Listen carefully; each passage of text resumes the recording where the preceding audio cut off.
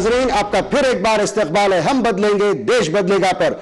आपको ये जानकर खुशी होगी कि हम आज एक बेहतरीन शख्सियत के साथ जुड़ने वाले हैं जिनका नाम है मार्कंडे काटजू जी, जो जस्टिस रह चुके हैं सुप्रीम कोर्ट के और अब प्रेस काउंसिल के चेयरमैन है। जस्टिस काटजू जब जस्टिस की कुर्सी पर बैठते थे, हिंदुस्तान के लिए, हिंदुस्तानियों के लिए वही जज्बे से काम करते थे और आज जब वो प्रेस काउंसिल में है तो मीडिया के लिए वही काम करते हैं और एक बेहतरीन दिल रखते हैं जो चाहते हैं कि हिंदुस्तान में एक बेहतरीन बदलाव आए और आने वाला कल, आने वाला हिंदुस्तान एक बहुत तरक्की पसंद हो, तरक्की वाला हो।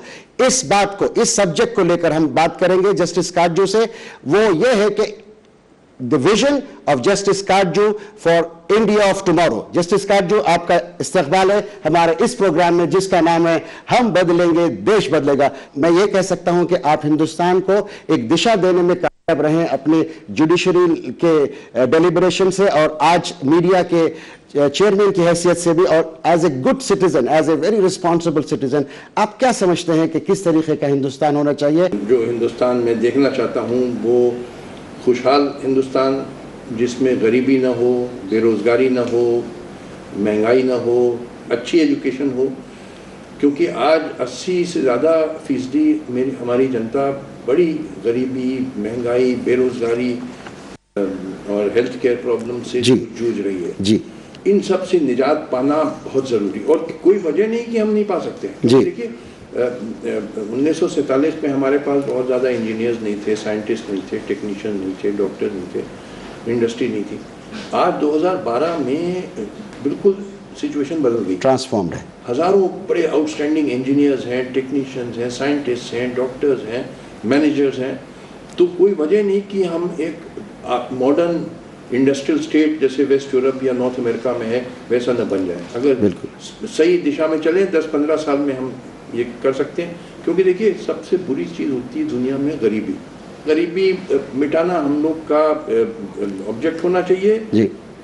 पूरे हर पेट्रियोटिक आदमी का एम होना चाहिए कि हमारे मुल्क को ये सब जो बुराइयां हैं, मेनली इकोनॉमिक बुराइयां, गरीबी, सोशल जस्टिस और इग्नोरेंस, हाँ इग्नोरेंस, इन सब को हटाना और देश को खुशहाल बनाना और सबको एक अच्छी ज़िंदगी देना। आपके मैं कई डेलिब्रेशंस पढ़ रहा था, आर्टिकल्स भी मैंने पढ़ा है, आपके कई जजमेंट्स बहुत ही रिमार्केबल और पाथ ब्रेकिंग रहे। लेकिन आपके एक आर्टिकल है जिसमें आपने कहा कि India is nation of immigrants. इसका क्या मतलब होता है?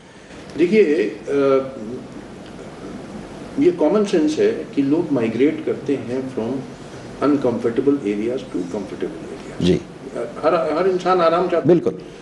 तो इंडस्ट्रियल रेवोल्यूशन जो 18th सेंचुरी में शुरू हुआ था वेस्टर्न यूरोप में और फिर दुनिया भर में फैल गया, उसके पहले सब जगह एग्रीकल्चरल सोसाइटी होती थी। जी। ये सब इफरात में था हमारे सब कॉन्टिनेंट में। जी। This is a country old immigrant, जहाँ हज़ारों साल से लोग चले आ रहे हैं, मेनली फ्रॉम नॉर्थ वेस्ट। तो आप जब सिर्फ इमिग्रेंट्स कहते हैं तो ओरिजिनली कौन लोग थे हिंदुस्तान? पहले थ्योरी थी और कितने % लोग थे? जी। पहले थ्योरी थी कि ड्रविडियंस वर द ओरिजिनल इनहैबिटेंट। जी। ये भी अब डिस्प्रूव हो गई। ड्रविडियंस भी बाहर के थे, ड्रविडियन भी बाहर से आए, आर्यन भी बाहर से आए। अच्छा। ड्रविडियंस ये हड़प्पा मोहनजोदारो सिविलाइजेशन उन्हीं ने बनाया था, जो बड़ा it was a great civilization. जी। और वहाँ पे बलूचिस्तान में आज भी एक जुबान बोली जाती है जिसका नाम है ब्राहुई, BRAHUI, जी, जो एक ड्रविडियन लैंग्वेज है। 30 लाख लोग बोलते हैं। अच्छा। अभी एक सेनेटर इकबाल आए थे, he is himself a Baloch. Oh really? वो खुद बोलते हैं जी। तो अब सवाल उठता है यहाँ कहाँ से ड्रविडियन लैंग्वेज आ गई? तो कुछ रेमिनेंट्स रह गए थे, जो भी आते थे वो प्रीवियस ऑक्यूपेंट को धक्का देके साउथवर्ड या पीछे ढकेल देते थे। जी। तो अब थ्योरी है कि जो original inhabitants were the pre Dravidian tribals, जी, जिनको शेड्यूल्ड ट्राइब्स कहते हैं, जैसे भील्स, गोंड्स, संथाल्स, टोडास और नीलगिरी, जिनको हम लोग के पुरखों ने जंगलों में ढकेल दिया और बड़ा जुल्म किया उन पे। अच्छा। वो मुश्किल से 7-8% रह गए। हालांकि 120 करोड़ आबादी में 7-8% का मतलब है 10 करोड़ लोग हैं। अच्छा। मगर बाकी हम लोग 92-93% लोग जो हिंदुस्तान में रहते इमिग्रेंट्स हैं, पुरखे हमारे बाहर से आए थे, इसीलिए इतनी डाइवर्सिटी है। जी। अदरवाइज कैसे, how do you explain the diversity? इतने जुबानें, इतनी जातियाँ, इतने मजहब, इतने नस्लें, फ़र्क है रहन सहन में, खाने में, कपड़ा में, इतनी ट्रिमेंडस डाइवर्सिटी। अगर आप कंपेयर करिए इंडिया को विद चाइना, जी देखिए चाइना की आबादी 130 करोड़, हमारी 120 करोड़ जी, और उनका जो लैंड एरिया 2-2.5 गुना ज़्यादा है हिंदुस्तान से। अच्छा, मगर there is broad homogeneity in China, Yeah. Not absolute homogeneity जी। बट ब्रॉड होमोजेनिटी, जी। यानी सब चाइनीज के मोंगोलॉइड फेस होते हैं। जी they have one common written script जिसको कहते हैं मैंडेरिन चाइनीज, जी। हालांकि स्पोकन डायलेक्ट्स फर्क है। जी यहाँ हिंदुस्तान में तो रिटन स्क्रिप्ट भी बहुत सारी हैं। जी, फिर 95% चाइनीज एक एथनिक ग्रुप को बिलोंग करते हैं जिनको कहते हैं हान, HAN। जी।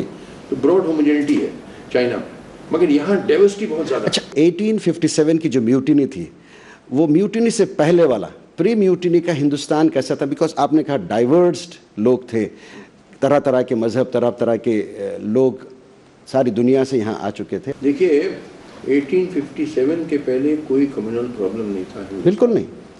मैं बता रहा हूँ जी। कि देखिए ये सही है कि जो इनिशियल जो शुरू में मुस्लिम इन्वेडर्स आए, जी मगर जो उनके डिसेंडेंट्स थे, जी जी जैसे बाबर इन्वेडर था, जी, मगर अकबर तो इन्वेडर नहीं था, वो डिसेंडेंट वो था। तो यहीं पैदा हुआ था। जी हाँ, वो पैदा हुआ था यहाँ इंडिया में पैदा हुआ था। जी हाँ, तो जो लोकल मुस्लिम रूलर्स थे, डिसेंडेंट्स ऑफ द इन्वेडर्स, हाँ, उन सब ने कम्युनल हार्मनी प्रमोट किया, फार फ्रॉम डिस्ट्रॉइंग टेम्पल्स। जी क्योंकि देखिए वो मुस्लिम रूलर्स की 80-90% आबादी हिंदू थी, हाँ, और वो अगर मंदिर तोड़ते तो रोज बगावत होती, बवाल होता। कोई राजा नहीं चाहता है कि रोज बगावत हो, उधम मचे, सब आराम से रहना चाहते हैं। जी तो इन देयर ओन इंटरेस्ट जी। Every one of them promoted communal harmony, जी। जो डिसेंडेंट्स ऑफ द इन्वेडर्स। जी जैसे Mughal emperors were all very secular. हाँ, नवाब अवध, मैं यूपी का हूँ, नवाब अवध रामलीला ऑर्गेनाइज कराते थे, होली दिवाली खेलते थे, हिंदू भी ईद मनाते थे। अच्छा, हाँ, नवाब मुर्शिदाबाद जो बंगाल का कैपिटल था पहले, कलकत्ता। तो ब्रिटिश राज था उस वक्त, हालांकि ब्रिटिश राज के इवन बिफोर जो रूलर्स थे, even before the coming of British, they all promoted communal harmony. Tipu Sultan 156 Hindu मंदिरों को एनुअल ग्रांट भेजता था। जी। 156 हिंदू मंदिर अपने ट्रेजरी से। अपने ट्रेजरी से, और 30 खत भेजे उसने जो शंकराचार्य श्रृंगेरी के हैं, जी। साउथ के शंकराचार्य, जी और उनमें से एक खत में लिखा कि साहब आप जैसे साधु महात्मा हमारे राज्य में रह रहे हैं, इस वजह से बड़ी खुशहाली है, अच्छी बारिश हो रही है, फसल अच्छी है, सब जनता बड़ी खुश है, because of blessings of cents like you. अच्छा, और उन खत के साथ ग्रांट्स भेजते थे। हाँ, मगर एक किताब में क्या लिखा गया कि साहब टीपू सुल्तान जबरदस्ती 3000 ब्राह्मणों को कन्वर्ट करना चाहते थे, जो बिल्कुल झूठ पाया गया। अच्छा, उसका इन्वेस्टिगेशन हुआ? भाई एक प्रोफेसर हरप्रसाद शास्त्री साहब थे, उन्होंने एक किताब लिख दी थी जिसमें ये लिखा कि जी। टीपू सुल्तान 3000 ब्राह्मणों को जी बोले कि मुसलमान बनो वरना मार डालेंगे, और उन्होंने खुदकुशी कर दी।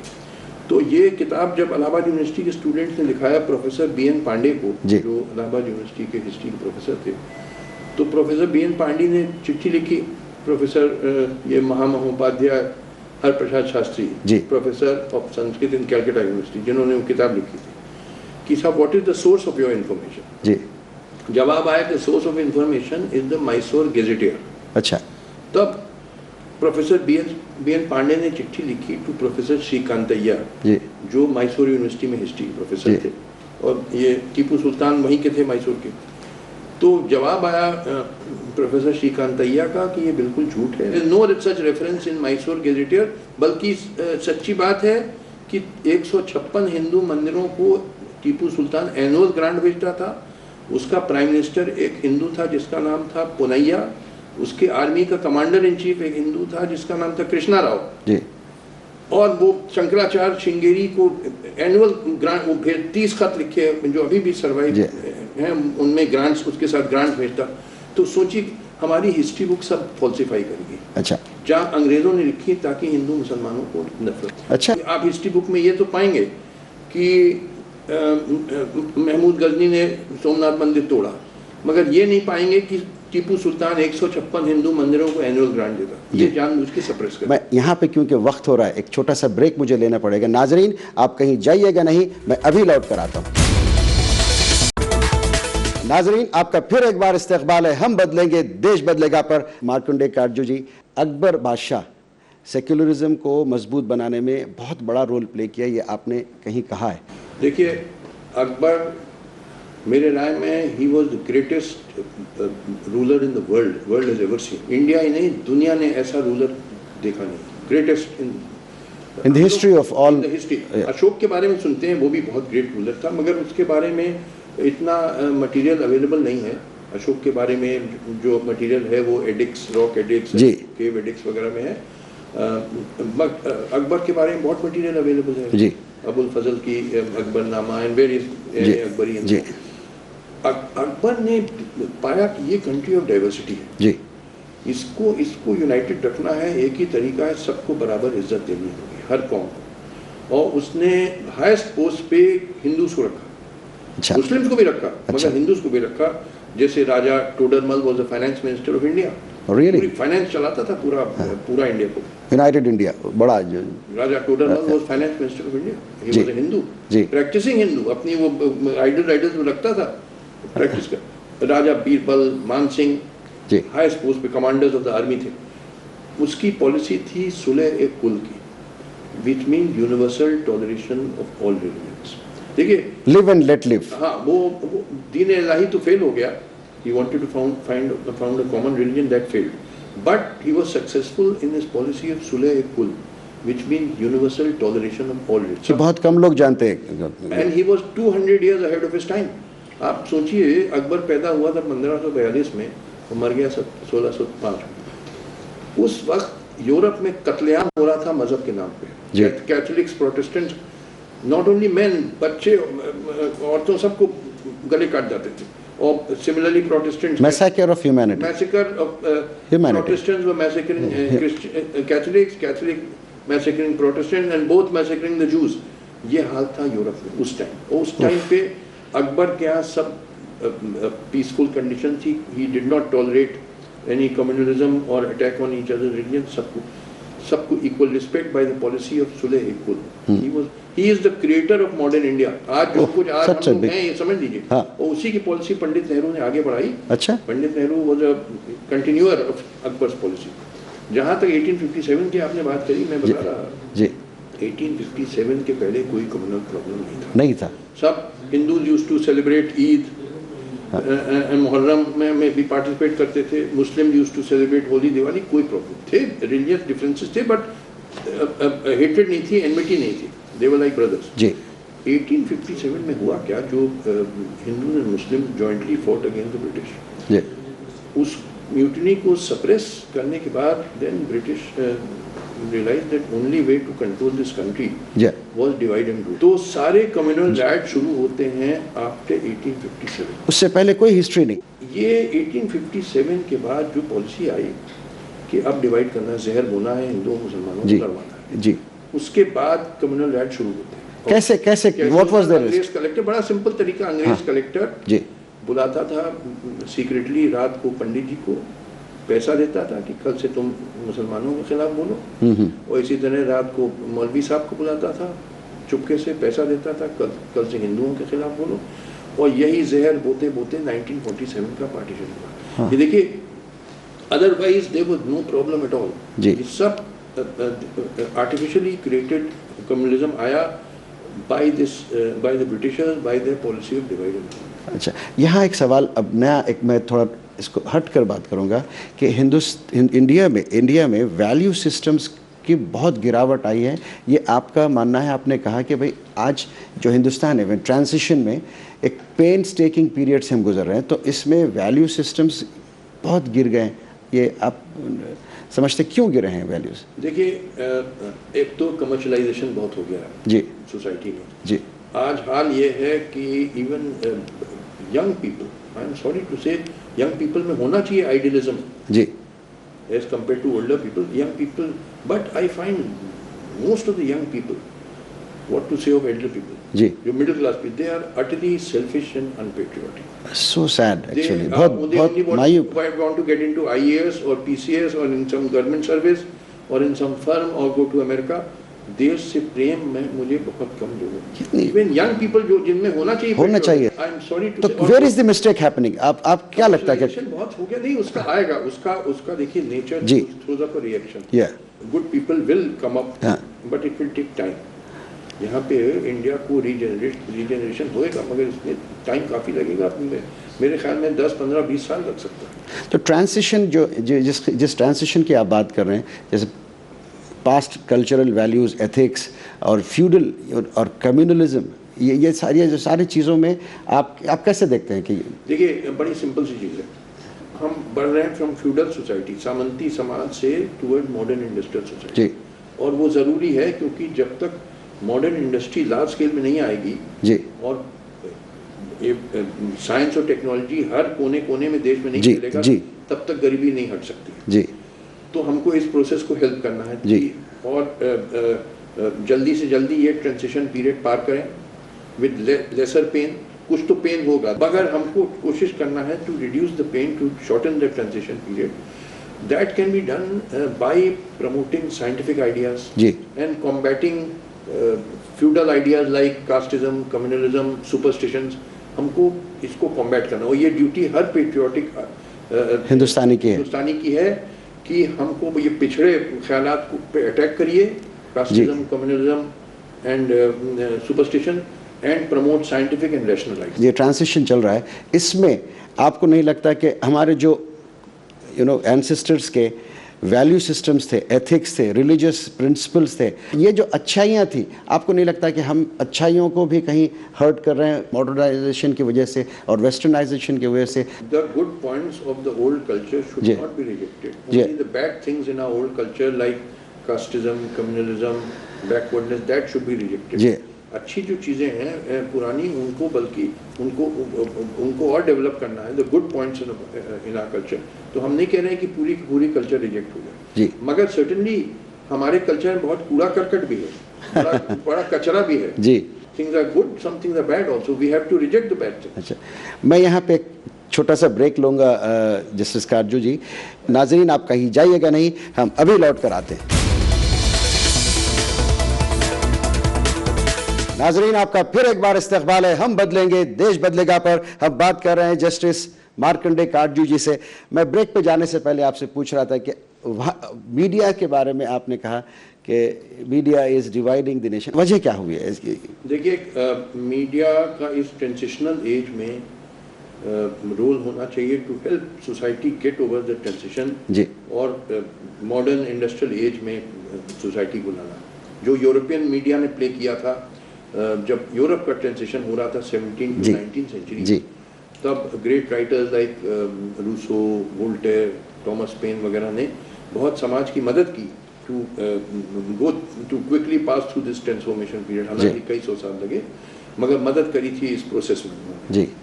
वोल्टेयर ने अटैक किया रिलीजियस बिगेट्री पे, रूसो ने अटैक किया फ्यूडल डेस्पोटिज्म पे, और थॉमस पेन ने राइट्स ऑफ मैन प्रोक्लेम किए। यही रोल हमारी मीडिया को प्ले करना चाहिए। इलेक्ट्रॉनिक मीडिया के जो मालिक हैं, they are interested in making money. It's a business for them. Business की पैसा आता है एडवर्टाइजिंग रेवेन्यू से जी। एडवर्टाइजिंग रेवेन्यू डिपेंड करती है टीआरपी रेटिंग पे जी। टीआरपी रेटिंग डिपेंड करती है viewership among the middle class and affluent middle class. तो वो प्रोग्राम दिखाते हैं जो व्यूअर्स बहुत पसंद करते हैं जी। ये उनका ऑब्जेक्ट, ताकि उससे पैसा बनेगा, व्यूअरशिप बढ़ेगी, टीआरपी रेटिंग बढ़ेगी। मीडिया के चैनल्स जो हैं, एंटरटेनमेंट का अलग सेक्शन हो गया, न्यूज़ का अलग सेक्शन हो गया, फैमिली ड्रामा का अलग सेक्शन हो गया, चिल्ड्रन का अलग सेक्शन हो गया। तो ये आपको नहीं लगता कि media very tactfully, intelligently are capturing all minds of the people so that उनको बिजनेस अच्छे से अच्छा चले? मीडिया पैसा बनाने के लिए, मीडिया मालिक जी, पैसा बनाने में कोई हर्ज नहीं है। I am not against making money, there is no harm, but it must be coupled with social responsibility जी। आप कहें कि हम पैसा बस बनाना चाहते हैं, पूरा समाज चाहे बर्बाद हो जाए, country can go to hell, I should make profits. Actually media का रोल होना क्या चाहिए आपके हिसाब से? मैंने आपको बताया, मीडिया का रोल होना चाहिए, 3 रोल्स हैं। Number 1, to give information to the public. Number 2, to give entertainment to the public. Number 3, to give guidance to the leadership to the leadership also leadership. जैसे यूरोपियन मीडिया ने किया, ये Voltaire, Rousseau, they give leadership to the people, not sensationalising, really in the किस direction में समाज को ले जाना है। You have in this transformation period, Voltaire, Rousseau ने समाज को बताया कि हमें मॉडर्न सोसाइटी की तरफ जाना है। तो सिमिलरली इंडियन मीडिया, आप यहाँ तो जो ट्रेडिशनल रोल्स तो होते हैं मीडिया के, प्रोवाइडिंग इंफॉर्मेशन एंड एंटरटेनमेंट, थोड़ा सा एंटरटेनमेंट होने में कोई नुकसान नहीं है भाई। लोग कुछ स्पोर्ट्स देखना चाहते हैं, कुछ थोड़ा सा म्यूजिक सुनना चाहते हैं, मगर यहाँ तो मीडिया 90% कवरेज इज एंटरटेनमेंट। इसीलिए शायद आपने प्राइम मिनिस्टर को एक चिट्ठी लिखी जिसमें कहा कि एक अमेंडमेंट होना चाहिए जिससे प्रेस काउंसिल में मीडिया को भी इंक्लूड करके उसका नाम होना चाहिए media council. Yes. What is the response of the government on this? Government नहीं माने, अब आगे क्या करेंगे आई डोंट नो, मगर मेरा कहने का मतलब देखिए जो मेन इश्यूज कंट्री के हैं इकोनॉमिक इश्यूज हैं। इतनी भयंकर क्राइसिस आ गई है जी। Farmer 250,000 farmers have committed suicide within 15 years. 200 Because yes, every day 47 farmers are committing suicide even now. even now They have lost their livelihood in Vidarbha. malnutrition के प्रॉब्लम्स हैं, 47% women atrocities हैं। 47% children of India are malnourished. This is the highest in the world. यानी जो African country सबसे forest मानी जाती थी, उनमें जो पोरेस्ट हैं सोमालिया और इथियोपिया, वहाँ के बच्चे only 32% are malnourished. यहाँ तो 47%. Prime minister himself has admitted 42%. जी। He said it's a matter of shame. जबकि रियल फिगर था 47%. जी। अब सोचिए आधे आपके बच्चे आधा पेट खाना मिलता है उनको, तो ये तो हाल है, इतनी पॉवर्टी। और मीडिया दिखाती है फैशन परेड और फिल्म स्टार और रियलिटी शो, ये they are taking freedom of speech, freedom of expression के बारे में वो कहकर उसी को टूल बनाकर बात करती होगी मीडिया। देखिए वो बात करती हैं, मगर no freedom can be absolute. Every freedom is subject to reasonable restrictions in the public interest.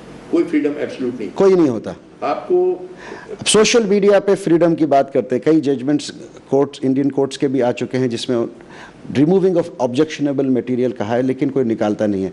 उससे इंसाइट होती हैं और तरह तरह के प्रॉब्लम्स होते हैं, प्रॉपर्टी डैमेज होती है, लोगों में दरारें आती हैं, हार्मनी हर्ट होती है। तो ये मीडिया को क्यों रिस्पॉन्सिबिलिटी समझने में तकलीफ हो रही है? There are some mischievous people हाँ, हु हैव बीन, जैसे फेसबुक और गूगल में अभी आंध्र प्रदेश में एक रॉइट हुई फेसबुक के एक वीडियो क्लिपिंग से जो किसी सेक्शन को हर्ट किया था, और बहुत बड़ा रॉइट हुआ। मालूम है, देखिए ये मैंने वो देखी पिक्चर, ये रिलीजियस कंट्री जी, basically this is a religious country. मैं तो साइंटिफिक आदमी हूँ, but 95% of Indians are very religious and we have to respect that. जी। तो आप किसी की रिलीजियस फीलिंग क्यों हर्ट करिए? इन लोगों के लिए क्या सजा होना चाहिए जो काम ये लोग? बिल्कुल इनको सख्त सजा मिले, मगर सवाल ही ये कौन है, ये भी मालूम करना। ये इंडिया में है भी, दे आर लिविंग इन ये पूरी who is playing the mischief. चलिए आप बॉटम लाइन पे आ जाते हैं। इसमें यूज योर कॉमन सेंस। जी। Those who want India to remain weak, हाँ, लड़ते रहे आपस में इंडियंस, क्योंकि नाउ वी आर पोटेंशियली, जैसे ब्रिटिशर्स ने कहा। जी, देखिए ब्रिटिश पॉलिसी थी कि इंडिया को अनइंडस्ट्रियलाइज रखो, जी। डोंट लेट इंडस्ट्री, बट वो चले 1947 के बाद काफ़ी इंडस्ट्रियल प्रोग्रेस हुआ इंडिया में। जी। पंडित नेहरू की इंडस्ट्रियल पॉलिसी आई, एक हेवी इंडस्ट्रियल बेस क्रिएट हुआ। Now there are thousands of engineers जो नहीं थे 1947। जी। There are technical people, industries have grown. तो अब potentially we are in modern industrial power. We have outstanding technical knowledge, technical people, we have all the natural wealth, resources. So now we can, within 10-15 years, we can become like Europe or North America. 10-15 साल में हो जाएगा, बिल्कुल, अगर सही policies आए। मगर certain people they want कि इंडिया ना होने पाए ऐसे, तो लड़वाओ, उसका तरीका है लड़वाओ, हिंदू मुसलमानों को लड़वाओ, रीजन बेसिस पर लड़ाओ, लैंग्वेज बेसिस पर लड़ाओ, आपस में। जस्टिस काटजू जी, यहाँ पे हमें इस एपिसोड को ख़त्म करना पड़ेगा, लेकिन मैं आपसे गुजारिश करता हूं कि एक और एपिसोड आप हमारे साथ करें। नाजरीन, मैं अब यहां पर आपसे इजाजत लेता हूं। अगले हफ्ते फिर एक बार हम मिलेंगे जस्टिस मार्कंडे काटजू जी से। तब तक के लिए मुझे आदिल मोहम्मद को इजाजत दीजिए। खुदा हाफिज, जय हिंद।